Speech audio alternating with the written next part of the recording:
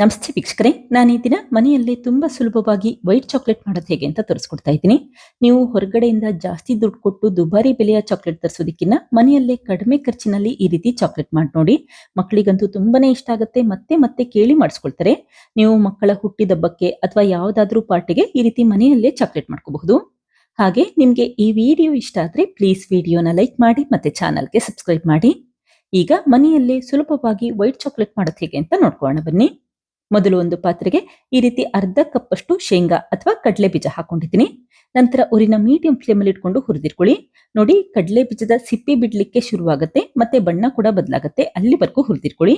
ಯಾವಾಗ ಕಡಲೆ ಬೀಜದ ಸಿಪ್ಪೆ ಬಿಡ್ಲಿಕ್ಕೆ ಶುರುವಾಗುತ್ತೆ ಮತ್ತೆ ಈ ರೀತಿ ಬಣ್ಣ ಬದಲಾಗುತ್ತೆ, ಅವಾಗ ತಕ್ಷಣನೇ ಸ್ಟವ್ ಆಫ್ ಮಾಡ್ಕೊಂಡು ಒಂದು ತಟ್ಟೆಗೆ ಎತ್ತಿಟ್ಕೊಂಡಿದ್ದೀನಿ. ಈಗ ಈ ಕಡಲೆ ಬೀಜ ಸ್ವಲ್ಪ ತಣ್ಣಗಾದ ನಂತರ ಈ ರೀತಿ ನಿಧಾನಕ್ಕೆ ಸಿಪ್ಪೆ ತೆಗೆದಿಟ್ಕೊಳ್ಳಿ. ಹಾಗೆ ಕಡಲೆ ಬೀಜನ ಕೂಡ ಕ್ಲೀನ್ ಮಾಡಿ ಇಟ್ಕೊಂಡಿದ್ದೀನಿ.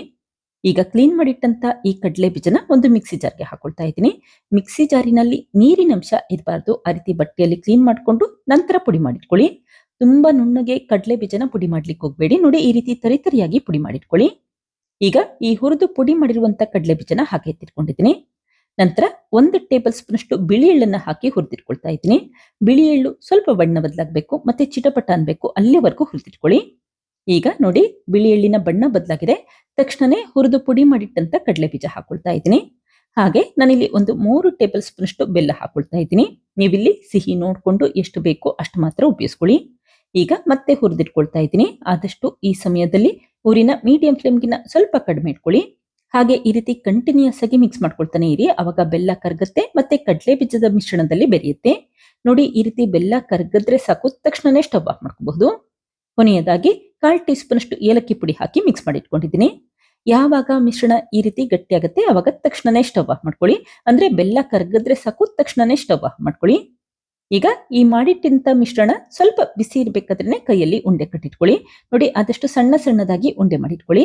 ಇದೇ ಸಮಯದಲ್ಲಿ ಒಂದು ಮಿಕ್ಸಿ ಜಾರ್ಗೆ 3 ಟೇಬಲ್ ಸ್ಪೂನ್ ಅಷ್ಟು ಸಕ್ಕರೆ ಹಾಕೊಳ್ತಾ ಇದ್ದೀನಿ.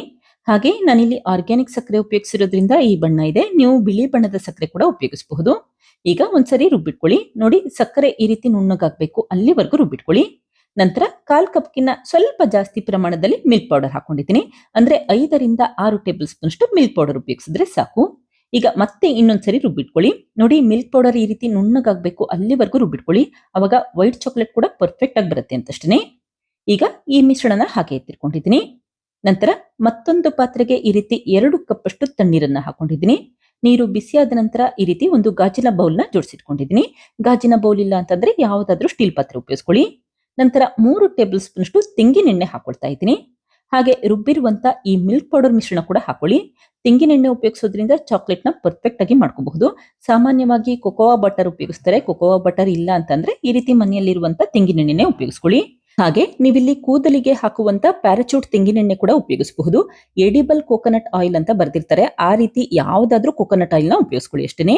ನೋಡಿ, ಈಗ ಚೆನ್ನಾಗಿ ಮಿಕ್ಸ್ ಮಾಡಿಟ್ಕೊಂಡಿದ್ದೀನಿ. ಅಕಸ್ಮಾತ್ ಮಿಶ್ರಣ ಏನಾದ್ರೂ ಈ ರೀತಿ ಗಟ್ಟಿಯಾಗಿದೆ ಅನ್ಸಿದ್ರಷ್ಟೇ ಮತ್ತೆ 1 ಟೇಬಲ್ ಸ್ಪೂನ್ ಅಷ್ಟು ತೆಂಗಿನೆಣ್ಣೆ ಹಾಕೊಳ್ಳಿ. ತುಂಬಾ ತೆಳುವಾಗಿ ಮಾಡ್ಲಿಕ್ಕೆ ಹೋಗ್ಬೇಡಿ, ಮತ್ತೆ ಜಾಸ್ತಿ ಪ್ರಮಾಣದಲ್ಲಿ ಕೂಡ ತೆಂಗಿನೆಣ್ಣೆ ಹಾಕೋದು ಬೇಡ. ನೋಡ್ಕೊಂಡು ಸ್ವಲ್ಪ ಸ್ವಲ್ಪನೇ ಹಾಕಿ ನಿಧಾನಕ್ಕೆ ಮಿಕ್ಸ್ ಮಾಡಿಟ್ಕೊಳ್ಳಿ. ಹಾಗೆ ಈ ರೀತಿ ಕಂಟಿನ್ಯೂಸ್ ಆಗಿ ಮಿಕ್ಸ್ ಮಾಡ್ಕೊಳ್ತಾನೆ ಇರಿ, ಅವಾಗ ಮಿಶ್ರಣದಲ್ಲಿ ಗಂಟ್ಗಳಿರೋದಿಲ್ಲ. ನೋಡಿ, ಈ ಕನ್ಸಿಸ್ಟೆನ್ಸಿಯಲ್ಲಿ ಮಿಶ್ರಣ ಮಾಡಿಟ್ಕೊಂಡ್ರೆ ಸಾಕು. ತಕ್ಷಣನೇ ಸ್ಟವ್ ಆಫ್ ಮಾಡ್ಕೊಂಡು ಬೌಲ್ನ ಹೊರಗಡೆ ಎತ್ತಿಟ್ಕೊಂಡಿದ್ದೀನಿ. ನೋಡಿ, ಎಷ್ಟು ಚೆನ್ನಾಗಿ ಚಾಕ್ಲೇಟ್ ಮಿಶ್ರಣ ಬಂದಿದೆ ಅಂತ ಗೊತ್ತಾಗ್ತಾ ಇದೆ. ನಂತರ ಸ್ವಲ್ಪ ಸ್ವಲ್ಪ ಮಿಶ್ರಣನ ಈ ರೀತಿ ಚಾಕ್ಲೇಟ್ ಮೌಲ್ಡ್ಗೆ ಹಾಕೊಳ್ತಾ ಇದ್ದೀನಿ. ಚಾಕ್ಲೇಟ್ ಮೌಲ್ಡ್ ಇಲ್ಲ ಅಂತಂದ್ರೆ ಯಾವುದಾದ್ರೂ ಪ್ಲಾಸ್ಟಿಕ್ ಹಾಳೆ ಉಪಯೋಗಿಸ್ಕೊಳ್ಳಿ ಅಷ್ಟೇನೆ.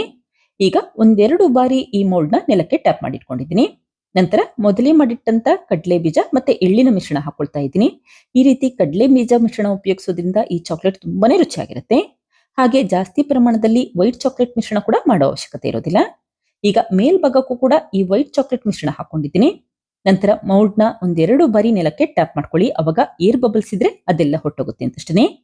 ಈಗ ಈ ಮೌಲ್ಡ್ನ 10 ನಿಮಿಷ ಫ್ರೀಸರ್ ಅಲ್ಲಿ ಸೆಟ್ ಆಗ್ಲಿಕ್ಕೆ ಹಾಗೆ ಇಡ್ತಾ ಇದ್ದೀನಿ. ಫ್ರಿಜ್ ಅಲ್ಲಾದ್ರೆ ಅರ್ಧ ಗಂಟೆಯಿಂದ 1 ಗಂಟೆ ಇಡಬೇಕಾಗುತ್ತೆ. ಫ್ರೀಸರ್ ಆದ್ರೆ 10 ನಿಮಿಷ ಇಟ್ರೆ ಸಾಕು. ಅಕಸ್ಮಾತ್ ಈ ರೀತಿ ಚಾಕ್ಲೇಟ್ ಏನಾದ್ರೂ ಗಟ್ಟಿಯಾಗಿಲ್ಲ ಅನ್ಸಿದ್ರೆ ಮತ್ತೆ 5 ನಿಮಿಷ ಫ್ರೀಸರ್ ಅಲ್ಲಿ ಸೆಟ್ ಆಗ್ಲಿಕ್ಕೆ ಹಾಗೆ ಇಟ್ಬಿಡಿ. ಈಗ ನೋಡಿ, ಚಾಕ್ಲೇಟ್ ಚೆನ್ನಾಗಿ ಗಟ್ಟಿಯಾಗಿದೆ. ನಿಧಾನಕ್ಕೆ ಮೌಲ್ಡ್ ಇಂದ ಎತ್ತಿಟ್ಕೊಳ್ತಾ ಇದ್ದೀನಿ. ನೋಡಿ, ಎಷ್ಟು ಪರ್ಫೆಕ್ಟ್ ಆಗಿ ಬಂದಿದೆ ಅಂತ ಗೊತ್ತಾಗ್ತಾ ಇದೆ. ಮನೆಯಲ್ಲಿರುವಂತ ಕಡಿಮೆ ಸಾಮಗ್ರಿಗಳಲ್ಲಿ ಈ ರೀತಿ ಚಾಕ್ಲೇಟ್ ಮಾಡಿ ನೋಡಿ, ಚಾಕ್ಲೇಟ್ ಅಂತೂ ತುಂಬಾನೇ ರುಚಿಯಾಗಿರುತ್ತೆ. ಈಗ ಮಾಡಿಟ್ಟಂತ ಚಾಕ್ಲೇಟ್ನ ಈ ರೀತಿ ಒಂದು ಪ್ಲೇಟ್ಗೆ ಜೋಡಿಸಿಟ್ಕೊಂಡಿದ್ದೀನಿ. ನೋಡಿದ್ರಲ್ಲ ಫ್ರೆಂಡ್ಸ್, ಎಷ್ಟು ಸುಲಭವಾಗಿ ಕಡಿಮೆ ಸಾಮಗ್ರಿಗಳಲ್ಲಿ ಯಾವ ರೀತಿ ಚಾಕ್ಲೇಟ್ ಮಾಡಿದೆ ಅಂತ ಗೊತ್ತಾಯ್ತಲ್ವಾ? ನೀವು ಕೂಡ ಟ್ರೈ ಮಾಡಿ ನೋಡಿ. ಖಂಡಿತ ಮತ್ತೆ ಮಾಡೋದಂತೂ ಗ್ಯಾರಂಟಿ. Thank you. ಲೈಕ್ ಮಾಡಿ ಮತ್ತೆ ಸಬ್ಸ್ಕ್ರೈಬ್ ಮಾಡಿ.